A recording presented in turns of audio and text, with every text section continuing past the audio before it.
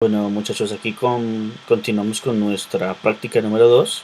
Nos piden hacer en el software Tinkercad un puente Whiston alimentado con 5 voltios y una resistencia LDR, y vamos a ponerlo en equilibrio. Tenemos entonces nuestro valor resistivo al mínimo, nos da 506 ohmios, y con esto ya tenemos los cálculos. Tenemos cuenta que son 5 voltios. Realizamos los cálculos matemáticos y efectivamente a cero intensidad tenemos nuestro equilibrio en nuestro puente de Wheatstone. Bueno, continuamos entonces en nuestra práctica. Eh, Aquí tenemos claro que cuando se varía esa intensidad, pues se va a perder el equilibrio, ¿cierto? Aquí nos pedían entonces implementar un amplificador de instrumentación conformado por amplificadores operacionales y tener una salida de escala de 0,5 voltios. Realizamos los debidos cálculos matemáticos, ¿cierto? Necesitamos una ganancia, necesitamos también hallar una resistencia de ganancia, y teniendo en cuenta nuestra fotorresistencia, pues podemos tener nuestro equilibrio de entre 0 y 5 voltios. Aquí efectivamente vemos nuestro circuito con amplificadores operacionales y nos da un buen resultado. Él debe estar alimentado a más 12 y menos 12, los operacionales, para tener óptimos resultados a la salida. Bueno, en este punto entonces nos piden con un sensor de temperatura diseñar una tapa de amplificación de manera que obtenemos 5 voltios a la salida con una temperatura de 90 grados. Aquí tenemos claro que a 90 grados tenemos una salida de 1.41 voltios de nuestro sensor. Realizamos nuestros debidos cálculos matemáticos, hallamos la ganancia y después vamos a hallar el punto de equilibrio y una regain que nos va a dar a 7.8K.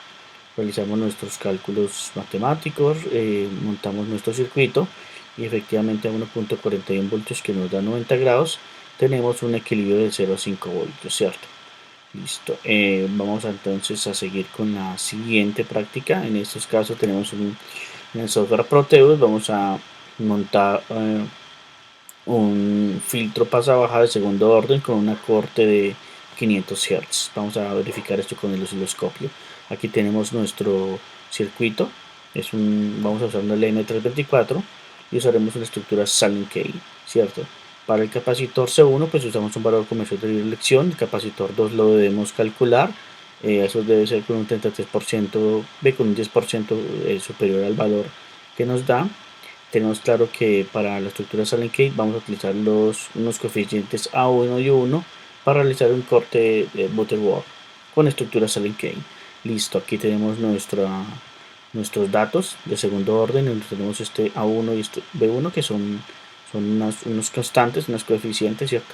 Entonces, ya teniendo los siguientes datos, recordando que son 500 Hz la frecuencia de corte que vamos a necesitar, pues por medio de la fórmula cuadrática vamos a hallar los valores de R1 y vamos a hallar los valores de R2, despejando pues en cada uno de nuestros componentes, que son los capacitores y nuestras resistencias que hallamos por medio de la fórmula cuadrática. Los montamos en nuestro circuito, un amplificador operacional, en este caso un LM324, dos capacitores de 15 y 33 nanofarads y nuestras resistencias selladas.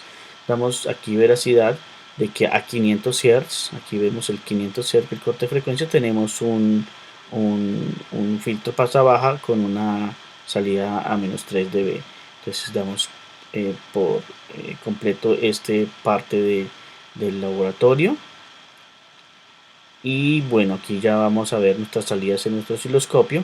Tenemos en cuenta que la línea amarilla es una señal de entrada y la línea azul nuestra señal de salida. Son similares, tenemos un desfase de 500 Hz. Aquí, cuando nuestra salida es a un K, se nos muestra la señal de entrada y la señal de salida.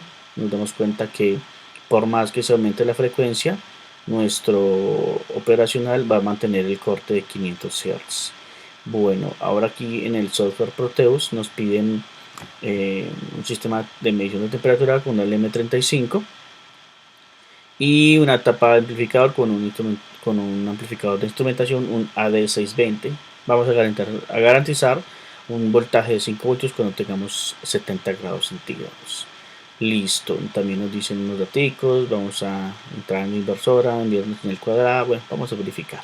Aquí tenemos nuestro sensor, un LM35 a 70 grados centígrados, pues nos va a botar 0.70 voltios. hallamos nuestra ganancia. Con respecto a eso buscamos una resistencia de ganancia, se va a aplicar al AD620.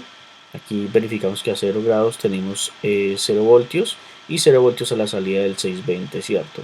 Aquí a 70 grados una salida de 5 voltios, que es la que nos pide el ejercicio. Bueno, tenemos claro que eh, tenemos una resistencia de 8070 ohmios para tener un valor exacto a la salida de 5 voltios. Vamos a insertar un filtro pasa baja y vamos a generar una onda cuadrada de 400 Hz y vamos a ver los resultados. Bueno, para señal de 400 Hz tenemos una onda cuadrada y nos damos cuenta que tienen casi como la misma dimensión, ¿cierto? A 400 Hz. Después nos damos cuenta que este circuito nos da el corte ideal con respecto a los cálculos matemáticos que se hicieron del sensor de temperatura. Nos da una salida de 500 voltios, de 5 voltios exactos, y tenemos ya nuestro corte que nos está pidiendo 400 Hz según el cálculo que se hizo para nuestro filtro pasa baja.